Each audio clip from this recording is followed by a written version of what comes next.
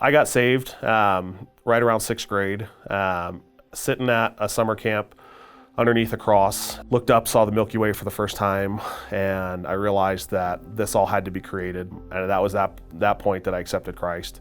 For several years after that, I didn't really do anything with it, but at about 15, I went to a youth group with some friends of mine. The youth pastor and my best friend today kind of took me under their wing, and we spent a lot of time doing ministry together. I jumped wholeheartedly all into it. It was very easy for me to do. I grew up in a household that my dad was very distant. It was hard for me to ever get praise. The first time I remember him ever giving me a compliment, I was about 25 or 6.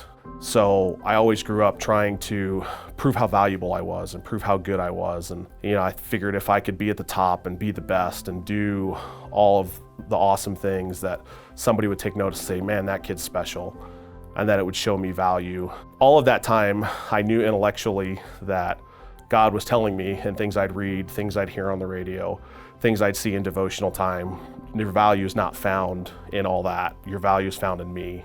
The hard part was getting my heart to believe it. I would deny that or think, oh, that can't be true. I've got to prove myself to be good enough, and spent a lot of time fighting that. And it wasn't till about within the last 3 years or so that I've realized in my heart that my value comes from God, and that no matter what I do, how well I perform, God still values me.